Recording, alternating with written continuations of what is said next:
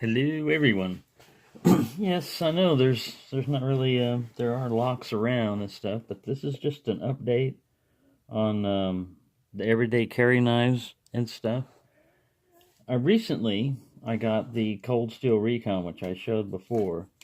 Well, I like it, but it has an issue, and I'll discuss that in a little bit. But these are my two rats that I got in. This one is the Rat 2, and it's in D2 steel, which is a tool steel, and it's not completely stainless, so you have to keep it oiled. But this is a nice knife. The ergonomics on it are really good. It locks into the hand. Um, this blade release is a little bit difficult to get to sometimes. It's not a spring assisted knife or anything, and it deploys really well. I got this one today. It used to be I would just carry a beater knife. It's this M-Tex, this one it's a flipper knife, and I mainly got it for the blade. But yeah, it's gaudy, it's cheap, and if you lose it, it's a liner lock like those. If you lose it, no big deal. That one's been retired, and now I usually carry, today I was carrying the Rat 1. It's also in D2 steel. It's a little bit longer, a little bit bigger. This thing is sharp. It sliced through. I was doing plastic and stuff and cutting stuff, but you just touched up and it would cut. The blade got near cardboard and it would just slice through it. I had to be careful. I had to turn it blade up when cutting a package because it would slice right through insulation and bag and everything else. This one is almost two hands to close it for me. You really have to mash the hell out of that. There's a little ball detent right there, which, helps make it kind of like a little bit smoother and everything. It helps it lock in place. Nice ambidextrous thumb stud. This one's weight, the Rat 1 was 4.9 ounces or 139 grams. This one is 2.75 ounces or 77.5 grams. Now, before I go to the cold steel, all that you're really losing on this one is not much in blade length or width. If you compare the blade length, that's about all you're losing in this knife. But you're losing a little bit of the handle back there. But in my hands, it's perfectly fine. I can get my fingers on there and nothing's falling out. This one feels a little bit thicker in the hand, but I mean it's a bigger knife. And the scales, even though they got like ribbing on them and stuff like that, they're not that bad. They're not as grippy as the Cold Steel Recon. Now both of these knives down here are $40 each. I mean, that's a steal for that type of steel. Steel for steel. Now, the cold steel, it's a bigger knife, but the ergonomics on it are really good. The finger grooves and everything, you don't really notice. Now, the weight is 5.3 ounces or 150.5 grams. So the weight is different, but this thing I didn't notice. I carry cargo pants and stuff like this. This one is a back lock. It really takes some effort. It's starting to break in, but when I first got it, it was really taking some effort to get it to close. Almost like you need two hands to do it. I'm not really super weak or anything like that. It's just that you should be able to, if you're going to flick it open, then you want to do that again. You should be able to close it one-handed, I would think. Without having to do a lot of stuff. But it's, like I said, $40 knife, so you could get both of these for the price of one of those. And that's the only issue. These two have it also. It's just closing the blade. This one's not as bad because it's a little bit smaller. And like I said, it's a perfect little knife. It's just as sharp as the other one. And I haven't cut a lot of stuff with it, but I mean, it just like slices through paper, I don't have rope and all this other stuff around here, but that's how sharp these suckers come out of the box. I didn't touch them up or do anything. Well, like I said, I just got this one. Just got it from the mailbox. I'm not a knife reviewer, and I'm not going to put this up separately as a knife review and everything else, because there are a lot better people out there that do knife reviews. They'll give you blade lengths and weights and all this other stuff. I mean, I added the weights in there. And the lengths I showed you, I can pull out my calipers if you want and measure blade length. But, you know, all those statistics are usually available. All I can say is that for this small of a knife, this is a really great sharp knife, and inexpensive, but not inexpensive like that M-Tech, you know, that was only like $5. I think I got 2 for $10 on it.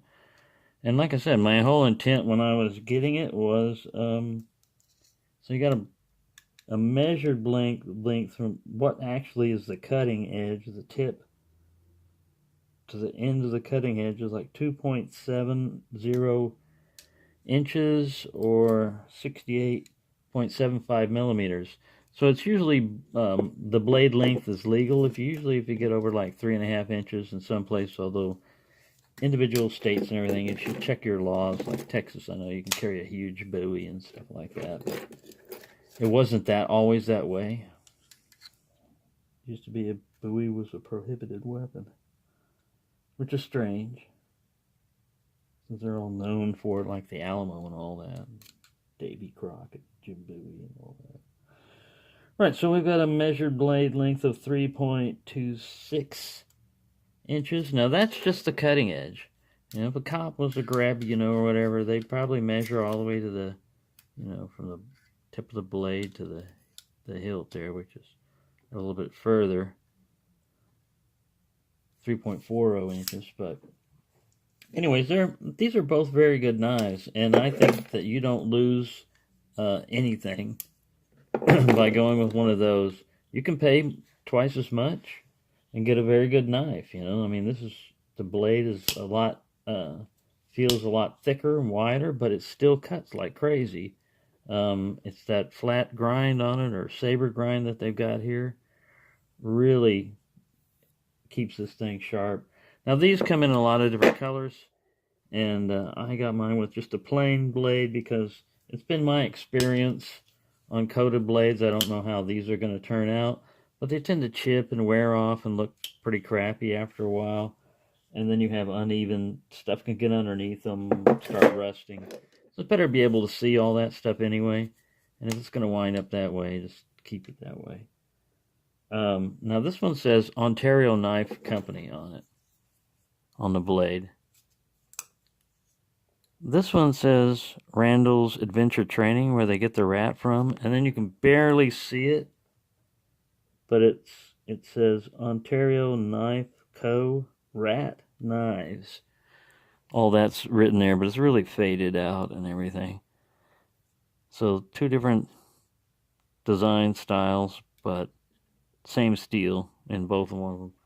I really like them, So I just wanted to throw that in there for you. People that like knives or wonder about knives. The way I got into this, again, I'm not going to go buying a bunch of knives, but I might get more knives that are like good knives, you know. Jolly Peanut, he does lock reviews and everything else, and he also does a lot of other things.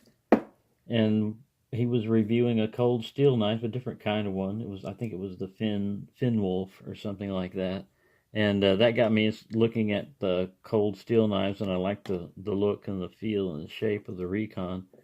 So this one I would put for like really heavy duty use and everything. You could still everyday carry it. It's wide, but it's not that bad. The problem with the really tearing up your pants pocket, it still happens, but I put sandpaper on there, and then I push down on this, and I roll it back and forth, sandpaper cloth or sanding cloth, about 400 grit. And then I took a little flat file and tried to get some of these ridges knocked down. It's fairly smooth through there, but I might have to do it up and back there. But anyways, pretty good knife, but it doesn't get carried as much as these two.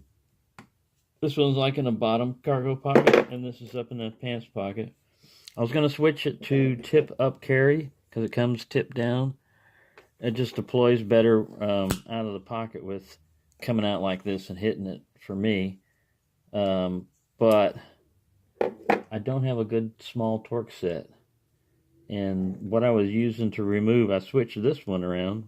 The thing I was using on there, I rounded it out. It was like a flat, little tiny flat screwdriver bit attachment.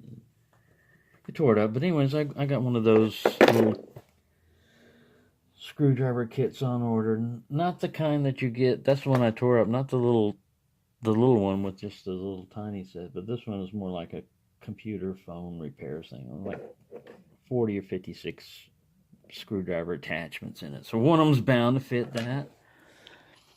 So there you go. Sorry for taking so long on this. You know what? I'm just going to have to make it kind of like a knife review because it's too long to add into the end of my lockpicking videos and stuff like that.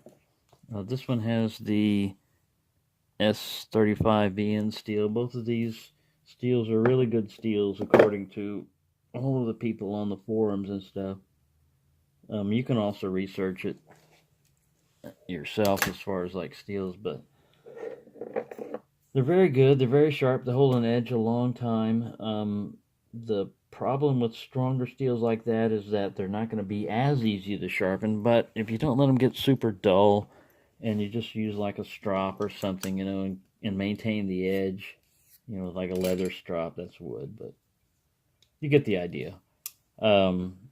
You more hone the blade than really like take a bunch of metal off, but you're probably going to need a diamond stone. I've got one of those on a little flat. It's almost like 2 popsicle sticks, but it's got a piece of diamond inlay in it, really fine. I've had that for many years. It's never worn out, and it really does really well on sharpening blades and taking off metal. Alright, so there you go. Like I said, I'm not a normal knife reviewer. Go ahead and... the reason why I like the lock-picking community so much is because you never see the comments. Man, they get a lot of subscribers, knife reviewers and everything, and they get a lot of comments too, and thumbs down, and they complain about the guy's voice. One guy up in New York, he's got a very New York accent, and you know, he's a nice guy. He does a really good review and everything, and people say, man, can you believe that voice? It's like a cartoon character and everything. So what? You know? He's taking his time to do a review of a knife for you, and so he's not speaking the same accent as you. So what? Diversity is good. Anyways, you get crap like that on knife review channels. You get crap like that you don't see in lockpicking videos usually, you know. You don't see that. And I like that, which is why I'm not going to be doing a lot of knife reviews, because that was it. I didn't do an extensive test. I didn't do a torture test. And I'm not cutting up pigs and slaughtering chickens with it and stuff like that, you know. It's just an everyday carry knife that's a very good value. These Ontario rats. The Recon is also a good value. But, you know, the high-end, the people that have the high-end knives and stuff like that, they're going to pay like $300 or $400. Really. I'm a working person, you know. I'm about to be on living off Social Security, fixed income. I can't afford crap like that. You know, I need tires for my Jeep and all kinds of stuff before I would go spend that kind of money on something that's going to get cut just as well as this. This thing is going to cut just as well as a $300 knife, I guarantee you. If I had to cut something, I guarantee this knife would cut, either one of these knives would cut just as well as a $300 knife or $600 knife, $6,000 knife. Whatever, they're nice. So there you go. Thank you for watching, and happy slicing, cutting and stabbing and chopping, whatever you do.